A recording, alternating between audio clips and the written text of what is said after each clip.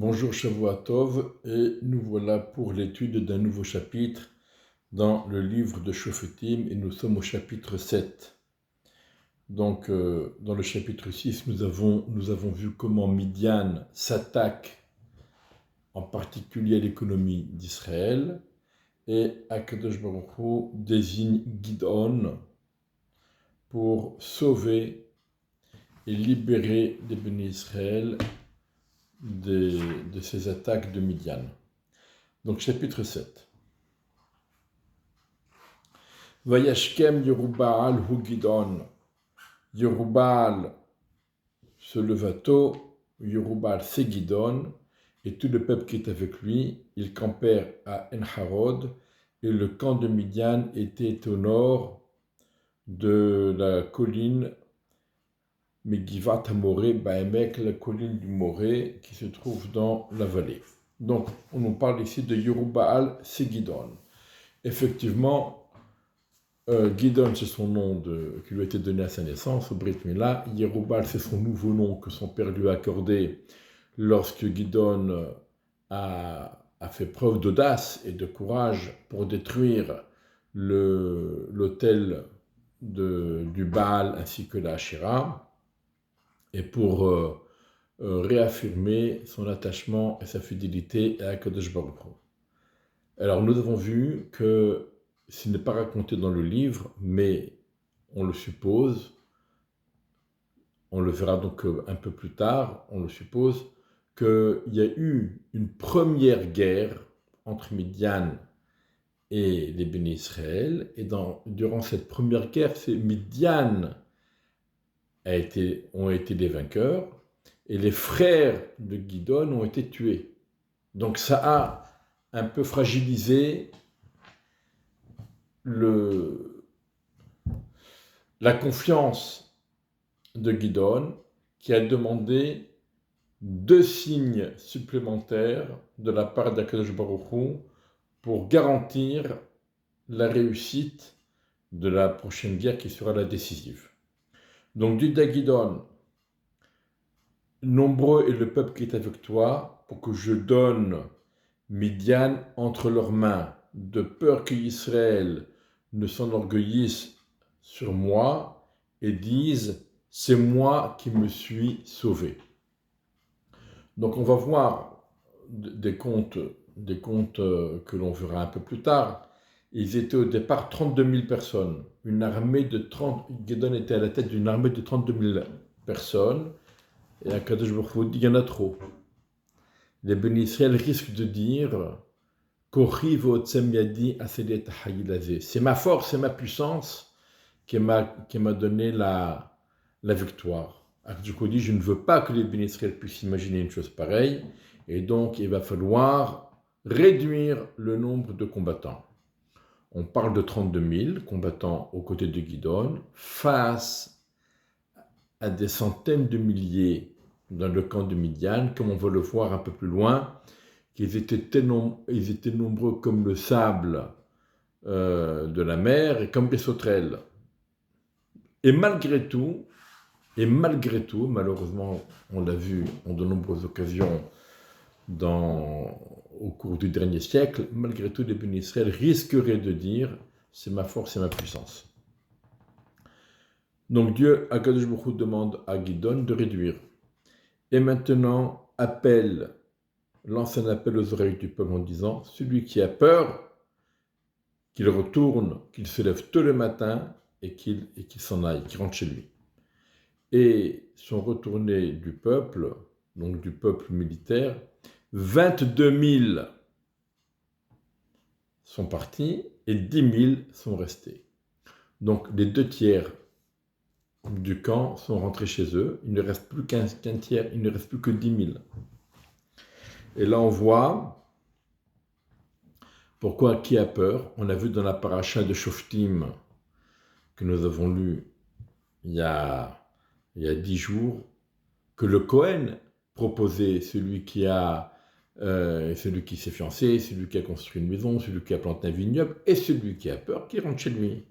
Ça, c'est valable uniquement dans les guerres qui ne sont pas obligatoires. Mais les guerres obligatoires, comme les guerres de conquête d'Eretz Canaan ou les guerres de défense, là, personne n'en est exempté et tout le monde doit rester à son poste. Et malgré tout, là, à la demande d'Akadosh Baruch Hu, Gidon dit, tout celui qui a peur qu'il rentre chez lui. Il en reste donc 10 000. Dieu dit à Gidon, le peuple est encore trop nombreux. Il va falloir réduire. Comment on va réduire? On va faire un test. Fais-les descendre vers l'eau et je vais faire le tri là-bas. Tzoref, nous, ça veut dire je vais me comporter comme un tzoref, un orfèvre qui brûle l'argent pour séparer les impuretés du métal précieux. Et là aussi, Akadosh Baruch Hu va faire un test pour séparer les bons soldats dignes des autres. Et ce sera celui que je te dirai qu'il ira avec toi, lui il ira avec toi, et celui à propos duquel je te dirai qu'il n'ira pas avec toi, eh bien il ne t'accompagnera pas. Donc Gidon a fait descendre le peuple vers l'eau, et Dieu dit à Gidon, tout celui qui va happer avec sa langue de l'eau comme le chien le fait, tu le mets de côté. Et tout celui qui va s'agenouiller pour boire, tu le mets de côté. Ce fut le nombre de ceux qui ont lappé l'eau en la portant dans leurs mains vers la bouche. Il n'y en avait que 300. Et tout le reste du peuple se sont agenouillés pour boire de l'eau.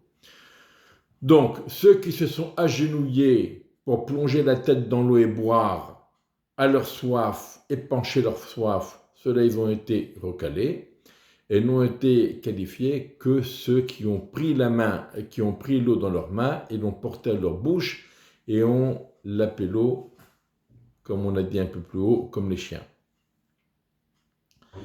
Pourquoi ? Alors ici, il y a 3 explications. Une première explication, ceux qui savent se montrer dignes et qui ont de la patience et qui gardent leur bonne manière d'un côté, et ceux qui se jettent dans l'eau et donc ils n'ont pas la patience de l'autre côté. De même, les Chachamim disent, ceux qui se sont agenouillés pour plonger la tête dans l'eau et boire, ce sont des gens qui ont l'habitude de s'agenouiller devant les idoles. Donc ceux-là, ils sont recalés. Par contre, ceux qui ne se sont pas agenouillés, ils se sont accroupis, ils ont pris l'eau dans leurs mains et ils l'ont portée à leur bouche. Donc eux, ils n'ont pas l'habitude de s'agenouiller devant les idoles. Donc ceux-là, ils sont qualifiés. Une autre explication qui est également rapportée, ceux qui aiment voir le reflet, leur propre reflet dans l'eau, donc ils s'agenouillent et ils se rapprochent de l'eau. Donc ça, c'est un peu un comportement narcissique. Ceux-là, ils sont recalés. Par contre, ceux qui ne s'intéressent pas à voir leur image se refléter dans l'eau, ceux-là, ils font preuve de modestie et de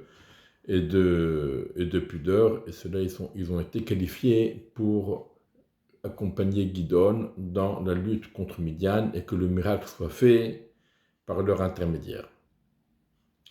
Donc, on est passé de 32 000 à 300, c'est-à-dire même pas 10% du camp initial. Dieu dit à Gidon, avec ces 300 hommes qui lapent l'eau, je vous sauverai, et je livrerai Midian entre tes mains. Et que tout le reste du peuple, donc, aille chacun rentre chez lui. Ils prirent, alors ils sont rentrés chez eux, mais ils n'ont pas pris avec eux, ils ont laissé quand même à ceux qui allaient rester pour la bataille finale, ils leur ont laissé leurs provisions. Donc, ils prirent les provisions du peuple que le peuple avait dans ses mains, ainsi que leurs clairons, leurs chauffarot, le chauffard, ça fait penser au chauffard de Rosh Hashanah, et tout homme d'Israël, donc les 22 000, il les a renvoyés chacun à sa tente, et avec les 300 et il n'a gardé auprès de lui que 300 personnes. Et le camp de Midian se trouvait par-dessus dans la vallée. Ce fut la nuit. Dieu dit à Gidon, lève-toi et descends vers le camp de Midian, car je te l'ai livré dans ta main. Et si tu as peur de descendre, descends-toi avec ton serviteur Pourra vers le camp, et tu entendras ce qu'ils diront. Et ensuite, tu te ressaisiras, tu retrouveras courage et confiance, et tu descendras au camp. Donc, c'est ce que Gidon a fait. Il est descendu avec son serviteur Pourra à l'extrémité, là où se trouvent les gardiens armés qui surveillent le camp.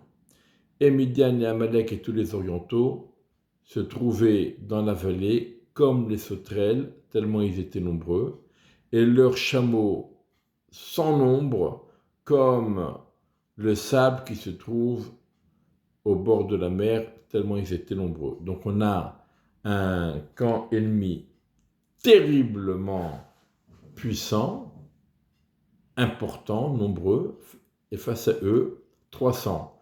300 au lieu de 32 000, parce que 90%, comme nous l'avons dit, ont été renvoyés chez eux, et Akash Baruch Hu a dit, je ne garde que 300. Et avec ces 300, j'apporterai la victoire, et que les bénis Israël prennent conscience de façon sans la moindre équivoque possible, que c'est Dieu qui a donné la victoire, que c'est un miracle de Dieu. Gidon est venu, et voici que l'un, donc parmi les Midianim, parmi les gardiens, l'un raconte à l'autre un rêve qu'il a fait. Et il a dit, voici, j'ai rêvé d'un rêve, et voici une galette de pain d'orge, une galette qui est cuite sur le charbon, donc une galette de pain d'orge qui tombe et qui roule sur le camp de Midian, qui a touché une tente et qui l'a fait tomber, et elle l'a renversée, et toute la tente est tombée. Alors son ami lui a dit, ce rêve est un rêve prémonitoire, ce n'est que l'épée de Gidon, fils de Yoash, du camp d'Israël. Cette galette qui frappe la tente et qui la défonce, elle représente l'épée de Gidon, ben Yoash, du peuple d'Israël. Et il va donc détruire, et la tente c'est Midian.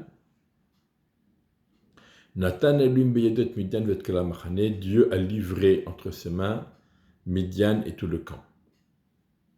Ce fut lorsque Gidon entendit le conte du rêve et son explication, il se prosterna, il retourna au camp d'Israël et il a dit à ses hommes, aux 300 qui étaient là, levez-vous, car Dieu a livré entre vos mains le camp de Midian. Il a départagé les 300 hommes qui étaient avec lui en 3 groupes. Il a mis des chauffarottes dans la main de chacun et des cruches vides et des torches à l'intérieur des cruches. Donc les torches à l'intérieur des cruches pour ne pas qu'on les voie au loin, donc pour rester discret, et donc les chauffarottes. Il leur a dit, vous me regardez et vous faites la même chose. Voici, je viendrai à l'extrémité du camp, et ce sera comme je ferai, vous ferez. Je sonnerai du chauffard, moi et ceux qui sont avec moi. Donc Gidon est parti avec un groupe de 100 personnes, et il y avait encore 2 autres groupes de 100 personnes. Donc en premier, je sonnerai du chauffard avec mon groupe, et alors vous aussi, vous sonnerez du chauffard autour du camp de Midian, et vous direz, vous exclamerez, vous direz, L'Hachem ou le Gidon. L'Hachem, ça veut dire en l'honneur d'Hachem, et pour la victoire de Gidon. C'est de la part d'Hachem et c'est pour la victoire de Gidon. Gidon est venu avec son groupe de 100 personnes qui étaient avec lui à l'extrémité du camp. Il a choisi le moment idéal, le début de la deuxième garde, du deuxième tiers de la nuit. À chaque tiers de la nuit, il y avait une relève des gardes du camp. Et donc, ceux qui ont terminé la première garde, ils sont déjà très fatigués, ils ne sont plus tellement combatifs. Et ceux qui prennent la relève, ils viennent de se lever de leur lit, ils sont encore à moitié endormis, et donc ils ne sont pas très combatifs non plus. Donc, juste au moment où les nouveaux gardes se sont levés, Vayitku bashofarot, ils ont sonné du chauffard, donc tout à coup, vous avez 300 chauffards qui sonnent. Venafot Sakadim, ils ont brisé les cruches, donc quand vous avez 300 cruches qui se cassent en même temps, ça fait du bruit. Donc les cruches qui étaient dans leurs mains. Ils ont sonné, donc les trois groupes, donc ça fait 3 fois 100, les trois groupes ont sonné du chauffard et ils ont cassé les cruches. Ils tenaient dans la main gauche les torches et dans la main droite le chauffard pour sonner avec. Et ils crièrent et ils dirent une épée en l'honneur d'Hachem et pour la victoire de Gidon. Alors maintenant, qu'est-ce qui s'est passé dans le camp du Midian? Il faut vous imaginer déjà le bruit des cruches qui se cassent et des sons du chauffard. Mais nous avons également les torches. Or, avec ces torches-là en pleine nuit, et dans le relief particulier des collines et des vallées, etc., vous allez avoir des effets d'ombre. Alors, ce n'est pas des ombres chinoises, mais c'est des ombres quand même. Et quand on est, selon le relief, les accidents du relief, des fois les ombres sont déformées et elles prennent des mesures gigantesques. Et donc, ça, pour un camp qui est à moitié endormi, ça joue énormément. Donc, ils se levèrent chacun là où il était, autour du camp. Ils coururent dans le camp, ils ont sonné, ils se sont enfuis. Donc, c'est la débandade chez Midian. Et du côté de Gidon, ils continuaient à sonner du chauffard. Ils sonnèrent les 300 avec les 300 chauffarotes. Et Dieu a fait en sorte que chez Midian, c'était la débandade. Et ils s'entretuaient les uns les autres parce qu'ils étaient complètement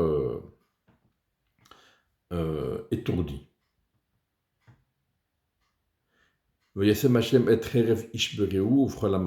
Dieu a mis l'épée de chacun dans l'autre, dans tout le camp, et le camp de Midian a pris la fuite jusqu'à Bet-Shita Tzrerata, jusqu'à Bet-Shita, du côté de Tzrera,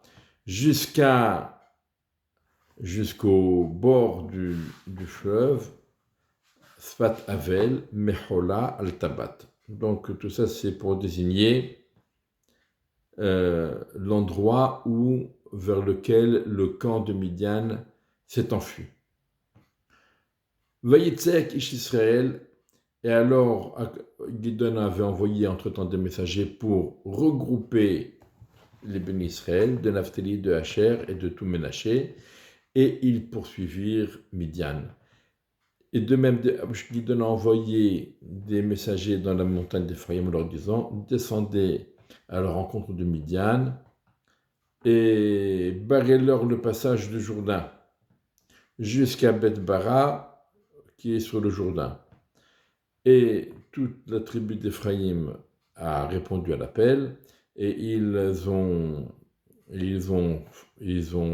barré le passage au niveau du Jourdain jusqu'à Beth-Bara et du Yarden. Ça veut dire qu'ils ont enlevé tous les bateaux et les barques et les embarcations qui auraient pu servir aux Midian pour s'enfuir et passer de l'autre côté du Jourdain. Ils ont tout enlevé.